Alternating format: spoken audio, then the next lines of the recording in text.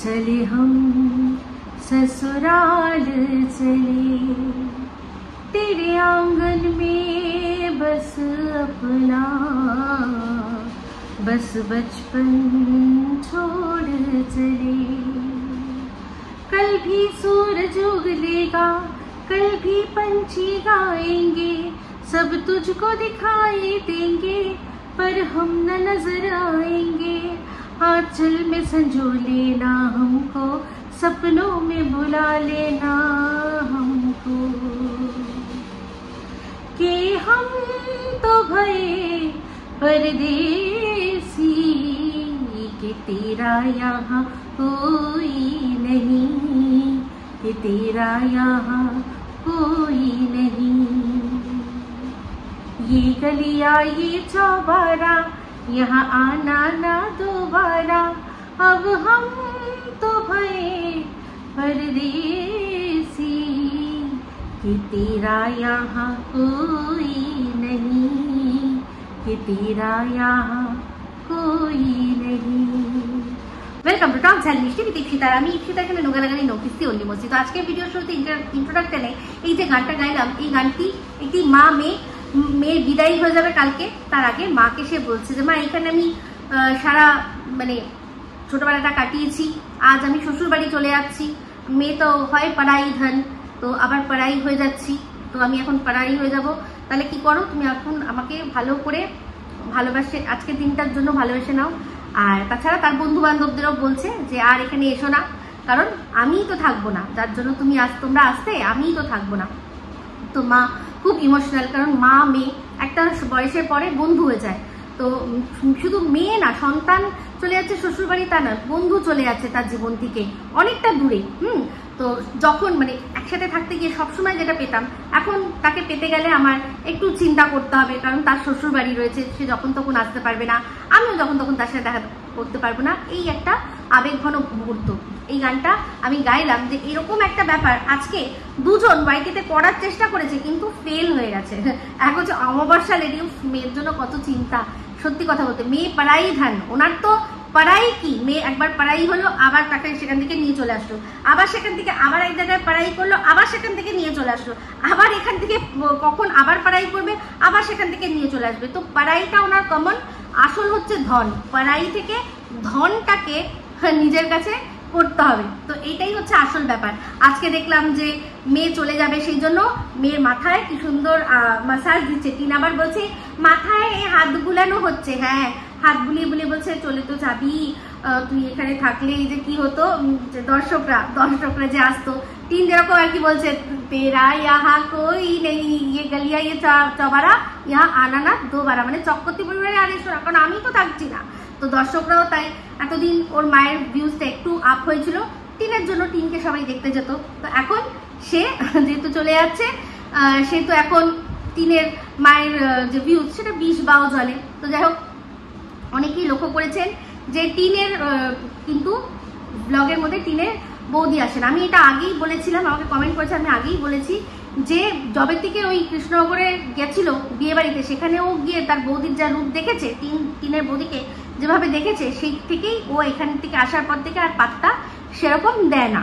আগে দিবাকে নিয়ে চলতো, আর টিনকে একদম মানে ওর বৌদিকে একদম পাত্তাই দেয় না। ওর আসল স্বার্থপরতার রূপ টিন ভালো করে দেখে নিয়েছে। কিন্তু টিনের মায়ের ব্লগে আসে, আজকেও দেখলাম যে সেখানে বলছিল যে বৌমা বসে রয়েছে, চা খাবো, মুড়ি খাবো, ঠিক আছে। আর একটা আরো জিনিস আপনারা লক্ষ্য করেছেন, আমিও লক্ষ্য করেছি, যে টিনের দাদাভাই কিন্তু এবছর শ্বশুর বাড়ি গেল না, মানে জামাই ষষ্ঠী খেতে গেল না, তাই না? এই তো সবে, এটা তো দ্বিতীয় বছর, এক বছরে প্রথম বছরে খাইয়ে দ্বিতীয় বছরে পুরনো তো হয়ে যায় না, তাই না? তাহলে কেন তারা গেল না শ্বশুর বাড়িতে জামাই ষষ্ঠী খেতে? তার কারণও কিন্তু দেখুন, আগের বছর টিন সমস্ত কেনাকাটা করে দিয়েছিল, ওরা যে যাবে সেখানে ওই বৌদির ভাইয়ের জন্য, বৌদির মায়ের জন্য, বৌদির বাবার জন্য সব টিন কিনে দিয়েছিল হাতে করে, আর ওদের গুছিয়ে দিয়েছিল যে যা তোরা জামাই ষষ্ঠী প্রথম বছর খেয়ে আয়। কিন্তু এবছর টিন আর কিছু দেয়নি, আর টিনের দাদারও মুরোদে কুলায়নি, সেই জন্য কি হয়েছে, তাই জন্য ওরা এবছর আর জামাই ষষ্ঠী যায়নি। তো যাই হোক, মেয়ের মাথায় হাত বুলাতে বুলাতে মা বলছে এই যে যাচ্ছিস, যখন আসবি আমার জন্য নিয়ে আসিস, ভুলে যাস না। তারপর এই যে যখন এখানে থাকতো, যখন টিন এখানে থাকতো তখন কি হতো, এই আজ হাসনাবাদ, কাল টাকি, কাল মালদ্বীপ রিসর্ট, কাল এই রিসর্ট, কাল সেই রিসর্ট, কাল সেইখানকার খাওয়া দাওয়া করতে যাচ্ছি, কেনাকাটি করতে যাচ্ছি কোথায়, রিলায়েন্স ডিজিটাল না, রিলায়েন্স স্মার্ট পয়েন্ট, তারপর হচ্ছে গিয়ে বাজার কলকাতায় গিয়ে টুকটাক কেনাকাটা, মেয়ে থাকলে এটা ওটা পাওয়া মায়ের যেত। তারপরে আইব্রো করতে গিয়ে একটু ফেসিয়াল করে নেওয়া, একটু গোল্ড ফেসিয়াল করে নেওয়া মেয়ের পয়সায়, এগুলো কিন্তু হতো না। আমি বলছি না যে মেয়ের পয়সায় করা অন্যায়, মেয়ে তো ওনার মেয়ে, সে তো নিশ্চয়ই দেবে, কিন্তু মা তো নিজেও ইনকাম করে, তাই না? সেক্ষেত্রে নিজেরটা ছেলের জন্য রেখে দিয়ে আর শুধু মেয়ের থেকে নিয়ে মেয়ের জিনিসগুলো নিয়ে মেয়ের টাকাগুলো খরচা করিয়ে নিজের সবকিছু করা, সেটা কিন্তু আমি মেনে নিতে পারি না। দিনের পর দিন দেখেছেন যে টিন যেগুলো কিন্তু দেখছে যে টিনকেগুলো মানাবে না, তাও বলেনি কোনোদিনও যে না এটা নিস না, এটা তোকে মানাবে না, আর ছোট বড় যা হবে সব অর্ডার দিয়ে দে, ও টিন যদি পড়তে না পারে তাহলে সব এদিকে চলে আসবে, টিনের মা পড়বে, টিনের বৌদি পড়বে, আর টিনও সেরকম ভাবেই সব আর কি করতো না, সব অর্ডার দিত। তো যাই হোক, টিনের মা এবার আর মেয়ের সাথে যেতে পারলো না। তো যাই হোক, একটা জিনিস শুধু আমি ভাবছি, টিনের এই যে যাওয়াটা মনে হচ্ছে না, মানে এটা ঘুরতে যাওয়া কম, পালিয়ে যাওয়া বেশি মনে হচ্ছে না? হ্যাঁ, মানে ঘুরতে গেলে মানুষের যে আনন্দ থাকে, যে উৎফুল্ল ব্যাপারটা থাকে, সেটা কিন্তু ওর মধ্যে নেই, দেখতে পাচ্ছি না। যেতে হবে, যাব, সমস্ত কিছু গুছিয়ে নিয়েছি, আমার যে ব্র্যান্ডের কাজগুলো সেই কাজগুলো সব নিয়ে নিয়েছি, সব করবো আরামসে। এই বিষয়টা যেন মনে হচ্ছে মানে কোথাও যেন ওকে যেতে হচ্ছে, ঘুরতে যাওয়া যে জিনিসটা সেটা কিন্তু এটা নয়। তো এর পিছনে কোনো গভীর ষড়যন্ত্র বা গভীর রহস্য আছে কি? থাকতেই পারে। কদিন আগেই সন্দীপকে দেখলাম যেভাবে ব্লগের মধ্যে একটা ছবি, যেটা কিনা খুব ভাইরাল হয়েছে, কোথাকার বলুন তো, সেই যে সংগ্রামপুর মন্দিরের ছবিটা, সেইটা খামে কোথায় দেখলাম ব্রাউন কালারের খামে ভরে ভরে কোথায় যেন দেবে বলছিল, সন্দীপ বলছিল না? তাহলে সেটা যদি করে থাকে তাহলে কিন্তু টিনের এই যে ঘুরতে যাওয়াটা, সেটা ঘুরতে যাওয়া কম, আমার কাছে পালিয়ে যাওয়া বেশি। আর এই জন্যই আজকে এত চিন্তার বলিরেখা। বলিরেখা বলতে মনে পড়ে গেল, আচ্ছা আমাদের অমাবস্যা লেডি কি ফোন চেঞ্জ করেছে? কারণ এর আগে ওনার যখন ফোন মানে ভিডিওগুলো দেখতাম, যেরকম ওনার পিকচার কোয়ালিটি ছিল, এখন কিন্তু দেখলাম পিকচার কোয়ালিটি অনেক ভালো। আর শুধু ভালো নয়, ওনার আসল রূপটা, মুখের কোথায় কোথায় কোথায় কোথায় বলিরেখা রয়েছে সেটাও কিন্তু স্পষ্ট বোঝা যাচ্ছে। তো আমার তো মন বলছে অমাবস্যা দেবীও আইফোন মানে ওই আট খাওয়া আপেলে কামড় একটা বসিয়েছে, সেই জন্যই পুরো স্পষ্ট মুখটা দেখা যাচ্ছে। তো যাই হোক, স্পষ্ট মুখ দেখা গেলে কি হয় বলুন তো, ভালোই হয়। এই যে এইরকম মেয়ের মা কঞ্চি সেজে বসে থাকে, যে মুখ একদম প্লেন, মুখে কিচ্ছু নেই, প্লেন, সেখান থেকে বলিরেখাগুলো সুস্পষ্ট হয়। তো যাই হোক, সেটাই দেখছিলাম। তো মাও খুব চিন্তায় রয়েছে, প্রচন্ড চিন্তায় রয়েছে, কিচ্ছু ভালো লাগছে না, কিচ্ছু একদম ভালো লাগছে না। কেন? আমরা তো জানি যে বাচ্চারা ঘুরতে কোথাও গেলে, ওনার কাছে তো ওনার মেয়ে বাচ্চা, মেয়ে কোথাও ঘুরতে যাচ্ছে বা ছেলে কোথাও ঘুরতে যাচ্ছে, তাতে তো মাদের খুব আনন্দ হওয়ার কথা, মা বাবার আনন্দ হওয়ার কথা যে ঘুরতে যাচ্ছে, চলো কটা দিন মন ভালো হয়ে থাকবে। কিন্তু এখানে দেখছি মায়ের কপালে চিন্তার ভাঁজ। তো আমার তো মনে হচ্ছে এই জন্যই যে এখন মেয়েকে ভাগিয়ে দিয়ে এখন তারা চিন্তায় পড়েছে যে তাদেরকে কি ফেস করতে হবে। অবশ্যই ফেস তো করতেই হবে, কারণ অন্যায় যে করে আর অন্যায়ের যে সাথ দেয়, দুজনেরই কিন্তু শাস্তি পাওয়া উচিত। তো জানি না সরাসরি শাস্তি হবে কিনা, কিন্তু অবশ্যই তাদের কাছে খুঁজতে আসা বা তাদের কাছে কোনো চিঠিপত্র পৌঁছানো, এইগুলো তো হতেই পারে, তাই না? আমি শুধু ভাবছি ফোকলার কথাটা, তার কি হবে। তো যাই হোক, টিনকে দেখলাম যে, আর এই যে তাড়াহুড়ো কেন বলছি, কারণ টিনের ঠাম্মিকে এর আগে যতবার ট্রাভেল করতে দেখেছি, AC 2-তে ট্রাভেল করতে দেখেছি। আজকে হঠাৎ করে এখন দেখলাম যে AC 3-তে। তার মানে কি, যে 2-তে টিকিট পাওয়া যাচ্ছে না, 3-তে পাওয়া যাচ্ছে, তো 3-তেই কেটে নে, আমরা ওয়েট করতে পারবো না। তারা আছে। তো আমার মনে হচ্ছে সেটাই টিন আর কি, কারণ টিনের ঠাম্মির যে টিকিট, সেটা তো উনি যেখানে থাকেন সেখান থেকে ওনারাই করে দেন, কিন্তু এখান থেকে টিকিটটা টিনই করেছে, আর 3টা এরে করেছে। তাড়াতাড়ি 2-এ পাওয়া যাচ্ছে না, তাড়াতাড়ি 3-এ চলো, এক্ষুনি চলো। সেখানে ঘুরতে যাওয়ার সময়ও দেখলাম বসে বসে চিন্তা করছে, বলছে মায়ের কথা যে আরে মাকে এই 2 বছরে প্রথমবার মিস করছি। কেন, প্রথম যখন ও বেরিয়েছিল শ্বশুরবাড়িতে যখন গেছিল, তারপরে একটা অজ্ঞাতবাসে ছিল না, সেখানে মাকে ও একটুখানিও মিস করেনি না? হ্যাঁ, ওখানেও তো ভিডিও করতো, একবারও কি মুখে মায়ের নাম শুনেছিলেন? শোনেননি, কারণ তখন তো বাড়ির থেকে মারতে মারতে বার করেছিল, ঘাড় ধরে ঘেঁটি ধরে বার করেছিল, মা ছিল নীরব দর্শক। তাহলে আর 2 বছরের কথা কেন বলছো টিন? কেন বলছো বলো না, যে এই রিসেন্টলি যতবার ঘুরতে গেছি সেখানে মা ছিল। তো এখন চিন্তায় রয়েছো যে মায়ের ওপর চাপ যদি আসে, তাহলে তো অবশ্যই কান টানলে যেরকম মাথা আসে তেমনি মা টানলেও বেটি ঠিকই আসবে, তাই না? সেই ভয়ে সেই চিন্তার ছাপ নিয়েই তোমাদের ঘুরতে যেতে হচ্ছে, খুব ভালো করে বুঝতে পারছি। তো মা আবার হাত বুলিয়ে বলছে যা ভালো করে ঘুরবি, আবার দেখো ওখানেও আরেকটা জামাই যদি জুটিয়ে নিতে পারিস তাহলে আরেকটা ভিন রাজ্যের জামাই পেয়ে যাবো। এখানে তো রাজ্যের হলো, এবার ভিন রাজ্যের জামাই পেয়ে যাবো, আসবি যখন অনেক কিছু নিয়ে আসবি। এরকম করে সুন্দর করে মাথায় হাত বুলিয়ে বুলিয়ে বলছিল। আর টিনও বলছে মা তো মাথায় হাত বুলাচ্ছে, তো বুলাতে গিয়েও বলে দিল যে না এটা কি হচ্ছে না, মাসাজ করা হচ্ছে। তো যাই হোক, এই বিষয়টা তো হলো। এবার চলে আসি একটা বিষয়, একটা ভিডিও। সেটা কি বলুন তো, দেখলাম হচ্ছে রুনাদির ভিডিও। তো রুনাদির ভিডিও, আমি রুনাদিকে যে কথাগুলো বলেছি সেটা নিয়ে অবশ্যই তার রিপ্লাই আসবে, এটা তো আশা করাই ছিল। তো সেই আশা অনুরূপ সে ভিডিও করেছে, তো সেখান থেকেই বেশ কিছু কথা আমি বলবো। তো সেখানে প্রথম যে কথাটা উনি বলেছেন যে আমার ওনাকে দিদি সম্বোধন করা নিয়ে, তো আমি সেখানে বলেছি যে যেহেতু তুমি কিমাকে দিদি বলে ডাকো, সেহেতু আমি তোমাকে দিদি বলেই ডাকলাম। তো তার পিছনে কারণ উনি বলছেন যে তুমি এই কথাটা বলছো কারণ তোমাকে কিমাকে ঢুকাতেই হবে ভিউজের জন্য। আচ্ছা, আপনারা সবাই দেখবেন আমার ওই চ্যানেলের ভিডিওটাতে টাইটেল বলুন, থাম্বনেল বলুন, বা মানে একটুখানি শুরু হবে যখন তখনও বলুন, কোথাও কোনোভাবে উল্লেখ আছে এখানে যে আমি কিমার কথা এর মধ্যে কিছু বলেছি? আপনি পুরো যদি ভিডিওটা দেখেন তাহলে গিয়ে বুঝবেন যে এর মাঝখানে আমি এই ওয়ার্ডটা ঢুকিয়েছি যে কিমাকে তুমি দিদি বলো, তাই আমিও তোমাকে দিদি বলছি। আমার যদি ওই নামটা নিয়ে ভিউজ কামানোর জন্য হতো তাহলে সেটা আমি টাইটেল বা থাম্বনেল কোনো একটা জায়গায় রাখতাম। তাহলে তোমার কি এই কথাটা রুনাদি যুক্তিপূর্ণ হলো যে আমি ওই নামটা ব্যবহার করেছি শুধুমাত্র ভিউজের জন্য? একেবারেই না। আমি ওই কথাটা তোমাকে কেন বলেছি, যেহেতু দেখো একটা জিনিস আমরা খালি চোখে দেখে তো বুঝতে পারি যে তোমাকে দেখে যা বোঝা যায় তুমি কিমার চেয়ে এমন কিছু ছোট তো হবে না, তোমরা হয়তো মানে সমবয়সী হবে, দেখে যা মনে হয়, দেখে যেটা মনে হয় তোমাকে কিমার থেকে, আমার থেকে বা আরো অন্য যাদের থেকে কোনো ছোট তো মনে হয় না যে তোমাকে নাম ধরে ডাকার বিষয়টা।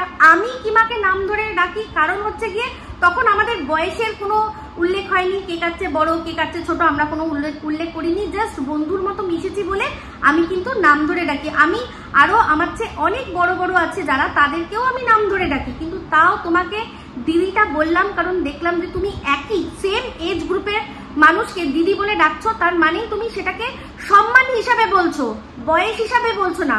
তো সেই জন্যই সেই সম্মানটাই দেখাতে তুমি যেহেতু সম্মান দিচ্ছ, আশা করছি আমি সেই জন্য আশা করেছিলাম যে তুমি কারোর কাছ থেকে সম্মানটাও আশা করো, সেই জন্যই আমি দিদি বলেছিলাম। বাদবাকি তুমি যে বললে না যে ইপু দিদি, তুমি ইপু দিদি আজকে আমাকে ডাকছো, এখন তুমি দীর্ঘদিন ধরে আমাকে ঢেপসিতাই বলে গেছো, তাই মানে অ্যাকচুয়ালি মানে যেগুলো তোমার টাইটেলে লেখা, এবার ভেতরে তুমি যদি আমাকে দিদি বলে মানে আগে আপনি করে থাকো আমি সেটা বলতে পারবো না। আমি তো তোমার শুধু ওই টাইটেল থাম্বনেল দেখেই বুঝতাম যে তুমি আমাকে ঢেপি করেই ডাকো।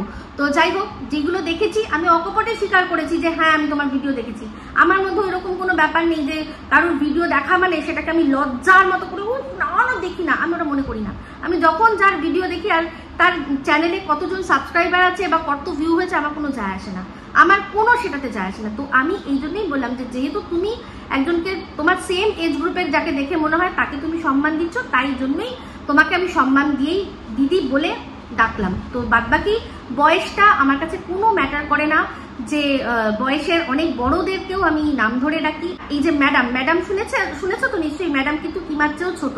তাহলে ম্যাডাম যদি কিমার চেয়ে ছোট হয় তাহলে আমাদের সেম মানে আমার অ্যাটলিস্ট সেম এজের দিকে হবে, তাহলে সেক্ষেত্রে ম্যাডামকেও কিন্তু যখন দরকার পড়ে ওনাকে দিদি বলেই ডাকি, সঙ্গীতা দি বলে ডাকি, সেক্ষেত্রেও সেটা সম্মানের। আমার কাছে বয়সটা কোনো ম্যাটার করে না, আমি সম্মানের জন্য বলেছি। আর নামটা এই জন্যই বলেছি, কোনো ভিউজের জন্য না, তোমাকে বোঝানোর জন্য। তা আচ্ছা, তুমি এবার বললে যে তোমার প্রফেশনালিজম প্রচুর, তা সেটা কি তোমার দোষ? না, একেবারেই তোমার দোষ না, কিন্তু তোমার প্রফেশনালিজম নেই। তো আমি তো এটাই বলতে চাইছি যে তোমাকে যে সবাই প্রফেশনাল বলছে সেটা অ্যাকচুয়ালি ভুল বলছে। আমি তো সেটাই তোমাকে মানে দর্শকদের বোঝাতে চাইছি, আর ম্যাডামকেও বোঝাতে চাইছি। ম্যাডামকেও বলেছি যে ওকে প্রফেশনাল বলে সেরকম ভাবে ওকে যেভাবে হাইপ দেওয়া হয় সেটা হাইপ পাওয়ার ওর যোগ্যতা নেই। ওর যে কিনা কদিন আগেও 90 নিচে নামিয়ে সাবস্ক্রাইবার গেইন করতো, সে হঠাৎ করে এখন শুধুমাত্র মানে দুটো গালাগালি দেয় না বলেই তার প্রফেশনালিজম আছে, এটা তো মানতে পারবো না।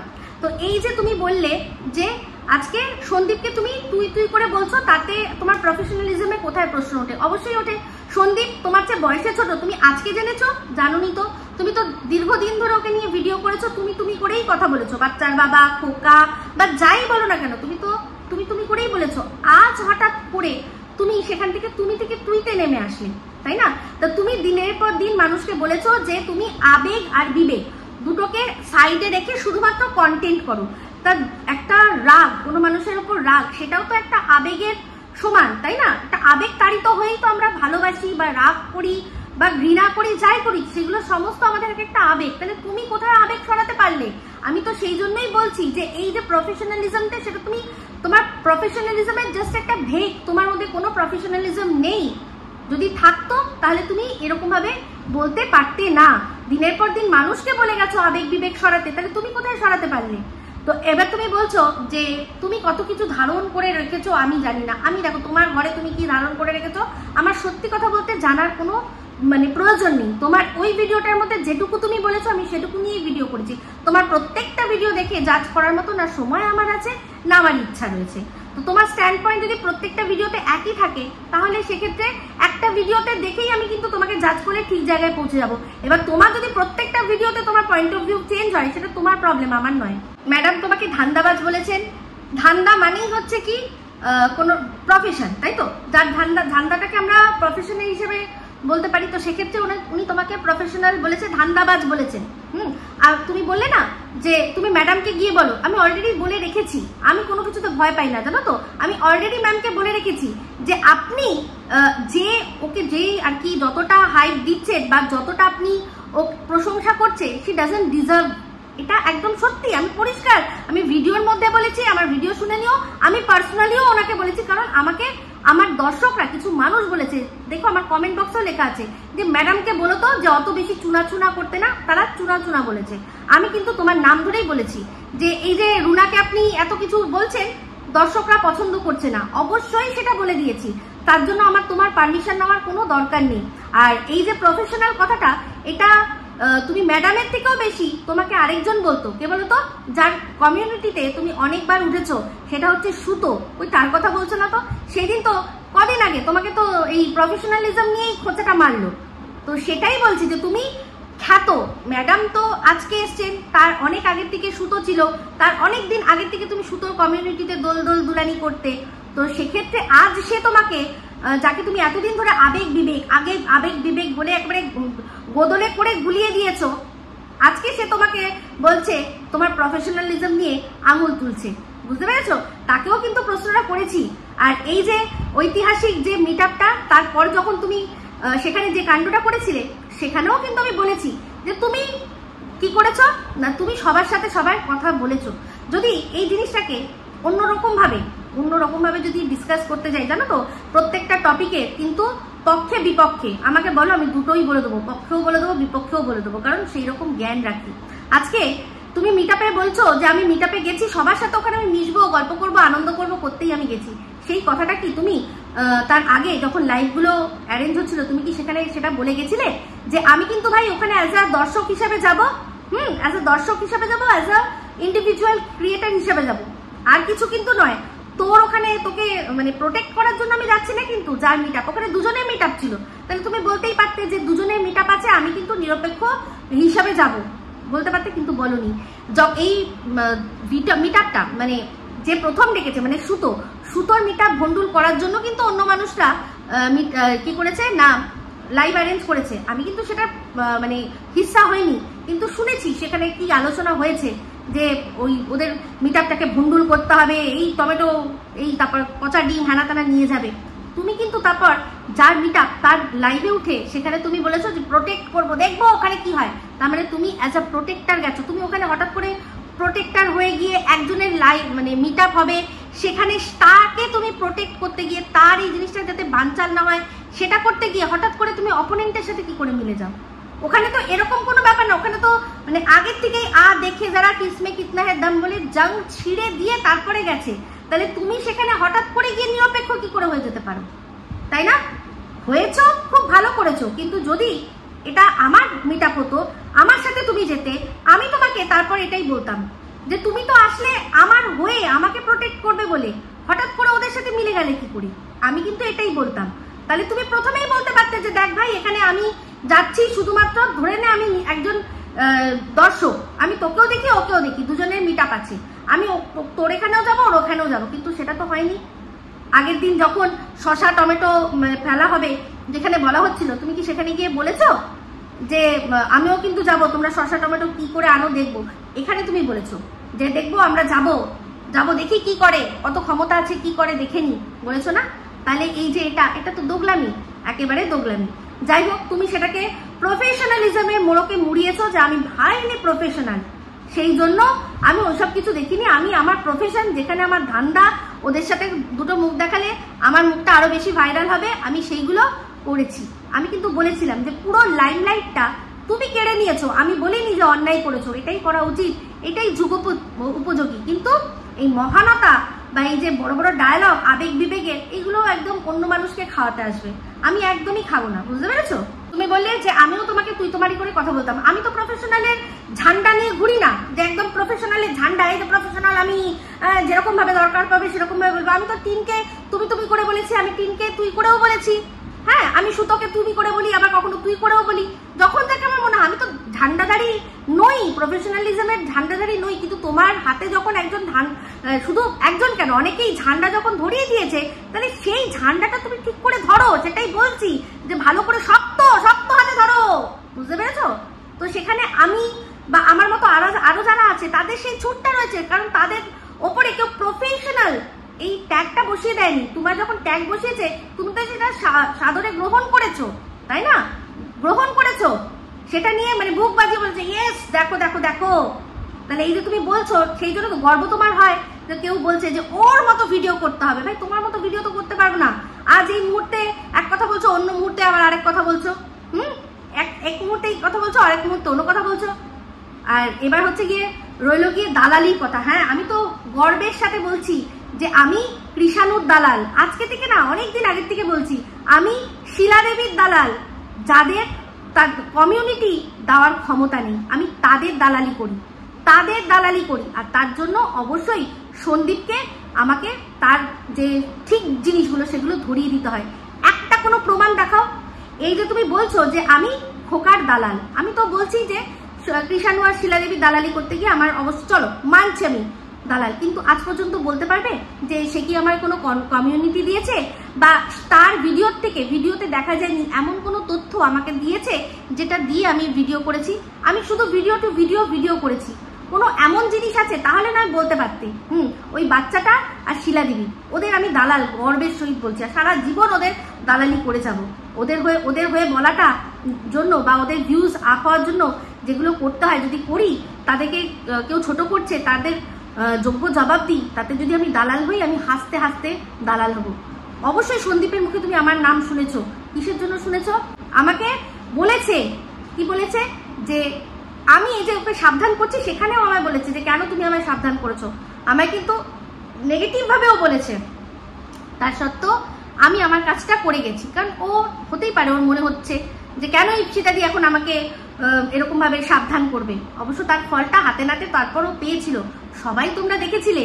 তা আমি কোন সময় এরকম হয়েছে যে সন্দীপকে উচিত কথা বলতে ছেড়ে দিয়েছি যে বলিনি? কখন বলিনি? সব বিষয় বলেছি। সে প্রথম ওর দাড়ি রাখা নিয়ে হোক, প্রত্যেকটা বিষয় বলেছি। তারপর যখন দেখলাম, বুঝলাম যে দাড়িটা এখন আর ওর দাড়ি নয়, ওটা ওর একটা জেদে পরিণত হয়েছে, এটার জন্য যে বাগাবাত আমি আর কারোর কথা শুনবো না, তখনই আমি বুঝে গিয়ে চুপ করে গেলাম আর ওকে ওর হালে ছেড়ে দিলাম।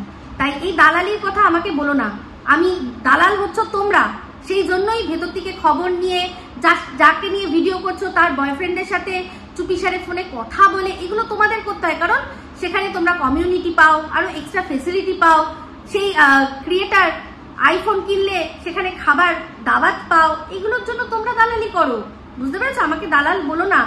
মানে এই যে এত দূর অব্দি এসছো তুমি কারণ কমিউনিটিতে উঠে প্রথমে সুতোর কমিউনিটিতে, তারপর হচ্ছে গিয়ে টিনের কমিউনিটিতে, আর এখন আবারও হয়তো লাফালাফি করছো একটু পেয়ে যেতে, কিমার কমিউনিটিও পেয়ে যেতে, কিন্তু ওই যে এখন দাওয়া বন্ধ করে দিয়েছে বলেছে না, সেই জন্য। তো তাই জন্যই বলছি আগে নিজেটা দেখো, নিজের জিনিসগুলো বোঝো, তারপর বলতে আসবে দালালির কথা। আমার ভিডিওর মধ্যে এমন কোনো একটা জিনিস বার করে দাও যে জিনিসটা আমি এমন জিনিস যে ভিডিওর ভেতরে নেই, কারোর ভিডিওতে নেই, সেই জিনিসটা আমি বলেছি যেটা কিনা আমাকে গোপনে কেউ দিয়েছে।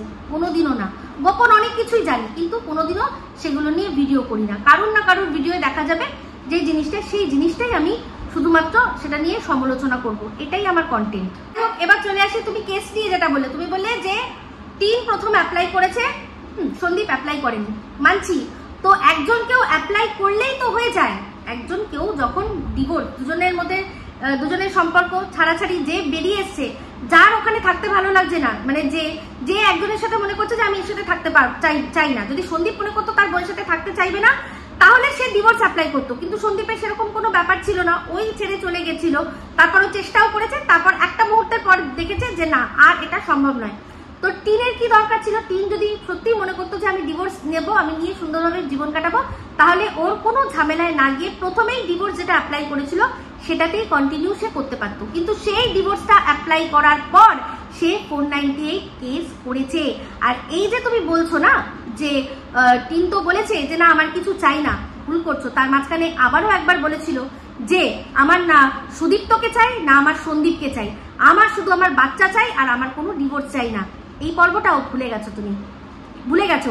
আর এই যে এখন তুমি বলছো না যে টিনু তো বলেছে যে সব তুলে নেব, ডিভোর্সটা তাহলে হোক, সেটা এই হালফিলের কথা। আর তুলে নেব আর তোলা হয়ে গেছে দুটো ডিফারেন্ট। তুমি মনে হয় আইনের এইটুকুও জানো না, সব কথার শেষে লাস্টে একটা করে দিলেই সেটা ফানি হয়ে যায় না, তার জন্য সত্যিকারের ফানি এলিমেন্ট লাগে। তো সেটা পরিষ্কার বোঝো যে সেই জিনিসগুলো এখন আলোচনা হয়েছে, এই 2025-এ এসে, ওরা 2023 থেকে এই জিনিসটা চলছে। এই ডিভোর্সটা অনেক আগে হয়ে যেত যদি 498 কেসটা না করতো। টিন অ্যাপ্লাই করেছিল, সন্দীপ যেত, দুজনের মধ্যে কথাবার্তা হতো, কোনো একটা মিউচুয়াল ব্যাপার আসতো, তখনই হয়ে গিয়ে ডিভোর্সটা হয়ে যেত। সন্দীপের যা ডিমান্ড ছিল সেটা সন্দীপকে পূরণ করে দিলেই হয়তো দিয়ে দিত। অবশ্যই টিন করেছে পরকীয়া, সন্দীপ তো করেনি। আর যে কথাটা বলছো যে ওর কোনো ডিমান্ড থাকবে না, কিসের ডিমান্ড করবে ও? কিসের ডিমান্ড করবে? কিসের ডিমান্ড করবে? ও তো পরকীয়া করে বেরিয়েছে, ও কি ডিমান্ড করবে? শুধু পরকীয়া করে বেরোয়নি, তারপরেও একটা বিশাল বড় ইলিগাল কাজ করেছে, একজনের সাথে ডিভোর্স না নিয়ে অন্য একজনকে বিয়ে করেছে।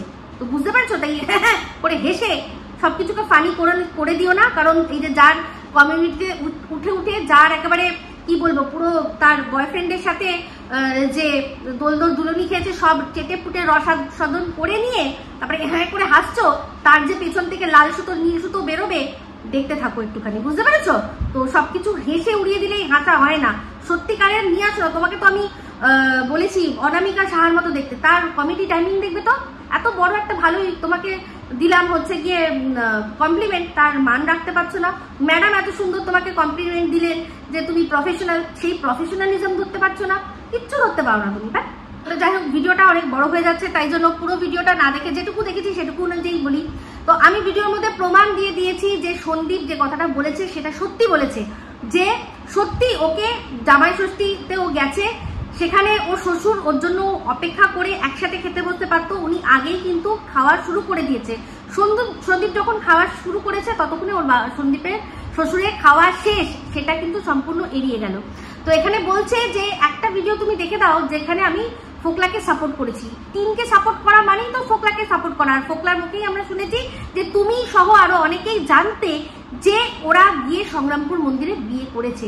বিয়ের কথাটা যে সত্যি তোমরা তো জানতে, ও যে দিনের পর দিন থাকে ওখানে থাকে, এই সমস্ত বিষয়টা তোমরা নাকি অনেকেই জানতে। এটা কার কাছ থেকে শুনেছি? খোদ ফোকলার মুখেই তো শুনেছি যে অনেকে জানতো। তাহলে সেক্ষেত্রে জেনে শুনে যখন তুমি টিনকে সাপোর্ট করছো, তার মানেই বগলমে তুমি ওই ফোকলাকে সাপোর্ট করছো, এটার জন্য বোঝানোর জন্য ঝোড়া কোদাল কিছু তো আনার দরকার নেই, কোনো প্রয়োজন নেই, কোনো রকমভাবে প্রয়োজন নেই। তো যাই হোক, এখানে বক্তব্য, তুমি যেভাবে মিথ্যেবাদী সন্দীপকে সাজানোর চেষ্টা করছিলে, তুমি সাজাতে পারোনি, সত্যিটা আমি তুলে ধরেছি, কিন্তু সেটা স্বীকার করার দম তোমার ছিল না, সেটা স্বীকার করার কোনো রকম কোনো দম ছিল না। আর টিনকে সাপোর্ট করা, টিনের এই ও যে বিয়ে মানে ডিভোর্সের আগেই বিয়ে করে নেওয়া, এই জিনিসটাকে সাপোর্ট করা মানেই হচ্ছে গিয়ে ফোকলাকে সাপোর্ট করা। সেক্ষেত্রে তোমার চ্যানেল থেকে ফোকলার কোনো অডিও ভাইরাল হয়নি, সেই জন্য তুমি যদি মনে করো যে না তুমি সাপোর্ট করছো না, এটা তো মানা যায় না, না এটা তো মানা যায় না। দিনের পর দিন তোমরা টিনকে সাপোর্ট করে গেছো, সেখানেই বোঝা যাচ্ছে যে তুমি কি করেছো, না তুমি ওকেই সাপোর্ট করেছো। আর সবচেয়ে বড় কথা হচ্ছে গিয়ে তুমি বললে না যে তুমি ওকে নিয়ে নেগেটিভ ভিডিও করেছো, পজিটিভ ভিডিও করেছো, সেটা তোমার চয়েস ছিল। আমি সন্দীপের যদি সত্যি নেগেটিভ কিছু দেখি অবশ্যই সেটা বলবো। সন্দীপের যদি নেগেটিভ কিছু না পাই, আমি তাও মানে নেগেটিভ করতে হবে এরকমভাবে কন্টেন্ট তো করবো না। যখন নেগেটিভ দেখবো ঠিক বলবো, সেই রকম দম ধক সমস্ত কিছু রয়েছে, কিন্তু উইদাউট এনি রিজন না দেখে কোনো রকম ভাবে কিছু বলবো না। যেমন কিনা তুমি করছো, তুমি করলে, তুমি বললে যে ও মিথ্যেবাদী, কিন্তু আদৌ ও মিথ্যে কথা বলেনি, যেটা সত্যি সেটা পরিষ্কার। আমার ভিডিওটা ভালো করে দেখবে, ওখানে স্ক্রিনশট তুলে আমি দেখিয়ে দিয়েছি যে সন্দীপের ভরা পা আর সন্দীপের শ্বশুরের খালি, পুরো প্লেট প্রায় খালি, বুঝতে পেরেছো? যাই হোক, ভিডিওটা শেষ করে দেবো, কিন্তু শেষ করার আগে কিছু কথা যেটা আর কি বললো, মানে আমি পুরনো খেলোয়াড়, রুনান্দি বলছে পুরনো খেলোয়াড়, কিন্তু তুমি তারপর মাঝখানে পালিয়েও গেছিলে, ফুস করে পালিয়েও গেছিলে। হ্যাঁ, পালিয়ে গেছিলাম কিসের জন্য জানো তো? ভয়ে না, ভয়ে একটা জিনিসের ভয়, যে মানুষের অভিশাপ, মানুষের কটু কথা তখন নেওয়ার মতো আমার মানে চামড়া অতটা পুরো হয়নি, আর বুঝতেও পারিনি যে আমি কারোর সম্পর্কে কথা বলছি, তার জন্য মানুষ আমার ছেলে মেয়ে তাদেরকে কেন অভিশাপ দেবে, কেন অভিশাপ দেবে, তখন এই জিনিসটা বুঝতে পারিনি। তো সেই জন্য বন্ধ করে দিয়েছিলাম, পালাইনি কোথাও, ওখানেই ছিলাম, ওখানেই কন্ট্রোভার্সি ছেড়ে আমি আমার ব্লগিং করছিলাম, কোথাও পালিয়ে যায়নি। আর এই যে তুমি বলে না দৌড় করিয়েছে, হ্যাঁ সেটা অবশ্যই দৌড় করিয়েছে, একটা কেসের মাধ্যমে, একটা কেসের জন্য আমাকে, আমার যেহেতু চ্যানেলে কিছু কমেন্ট করেছিল, সেই জন্য সেই মানুষগুলোকে আইডেন্টিফাই করতে আমাকে ডাক পাঠিয়েছিল। এবার তোমরা বলতেই পারো যে সেটা দৌড় করিয়েছিল, অবশ্যই আমি তো নিজে ইচ্ছায় ওখানে যাইনি, আমাকে ডেকে পাঠিয়েছিল বলেই তো আমি সেখানে গেছি। তাহলে তারপরেই কিন্তু আবার আমি কাম ব্যাক করলাম। তাহলে দেখো যে এই যে তুমি বলছো যে তোমার কথাতেই তুমি ধরা পড়ে গেলে, কি বলো তো, এই যে তুমি বলছো আমি ভয়ে পালিয়ে গেছিলাম, দেখো আমাকে যেই একটা প্রশাসনের জায়গায় ডাকলো, তারপরে কিন্তু আমি কাম ব্যাক আবার করলাম, তারপরে আমি কাম ব্যাক করলাম। তখন আমি ছেড়ে গেছিলাম আমার এই যে এইসবগুলো, আমি তো জানতাম না যে এরকম ভাবে হয়, আমি সেই জন্য নিজের থেকেই কান্নাকাটি করে চলে গেছিলাম, যেগুলো আমি নিতে পারিনি। আর আমার বাড়ির লোকেরাও বলছে যখন তুমি এগুলো নিতে পারছো না, ব্যাড কমেন্টস, এই অভিশাপ হায় যখন নিতে পারছো না, তাহলে করো না, করার কোনো প্রয়োজন নেই। সেই জন্য আমি পুরো ছেড়ে দিয়েছিলাম। কিন্তু 1 বছর পরে আমাকে ওই বিষয়টা নিয়েই অন্যদেরকে আইডেন্টি করার জন্য ডাকা হলো। তখন আমি বললাম যে আমি তো এইসবের মধ্যে ছিলাম না, আমি আমার মতো ব্লগ করছি, তাও যখন আমাকে ডাকা হচ্ছে তাহলে তো এবার আমি ছাড়বো না। তখন আমি আবার কাম ব্যাক করলাম ওইখানে ডাকানোর পরে, সেখানে গিয়ে সমস্ত কিছু দেখানোর পরে। তাহলে বলো ভয় কোথায়? ভয় তো সেটাই হতো যে ওই জায়গায় আমার ডাকালো আর সঙ্গে সঙ্গে আমি বন্ধ করে দিলাম, এটা তো করিনি। আমি আগে 1 বছর আগে বন্ধ করেছিলাম, তারপর আমার ডাকা হয়েছিল, যখন ডাকানো হয়েছিল তখন আমি আবার শুরু করলাম। তখন আমি আমার হাজব্যান্ডকে বললাম, তখন বললো যে তুমি যখন তুমি বললাম যখন তুমি বন্ধ করে দিলে, তারপর যখন তোমাকে করতে হলো, আবার ডাকছে এইসব করছে, তাহলে তুমি আবার তোমার যেটা তোমার মনে হচ্ছে তুমি সেটাই করো, সবসময় আছি তোমার পাশে, বুঝতে পেরেছো? তো ভয় কিচ্ছু না, আমি কোনো অন্যায় এমন কাজ করি না যে যার জন্য আমায় ভয় পেতে হবে, বুঝতে পেরেছো? উপরওয়ালাকে ভয় পাই, সেই জন্য এমন কোনো কাজই করি না যেখানে গিয়ে মানে যার জন্য আইনত কোনোভাবে আমাকে ফেঁসে যেতে হবে। কন্টেন্ট করি, পুরোধার কথাও বলি, কিন্তু সেই কথার মধ্যে কোথায় দাড়ি, কোথাও ফুল স্টপ লাগাতে হবে, তবে গিয়ে এটা সমালোচনা মনে হবে, পার্সোনাল অ্যাটাক মনে হবে না, সেটা আমি জানি, বুঝতে পেরেছো? তো যাই হোক, এই বলে ভিডিওটা এখানে এন্ড করছি। যদি ভালো লাগে তাহলে অবশ্যই লাইক শেয়ার কমেন্ট করতে ভুলবেন না। যারা চ্যানেলটা সাবস্ক্রাইব করেননি তারা সাবস্ক্রাইব করবেন। সবাই ভালো থাকবেন, সুস্থ থাকবেন। আবার আছে খুব শীঘ্র নতুন ভিডিও নিয়ে। Me Ipsita signing off. Love you all.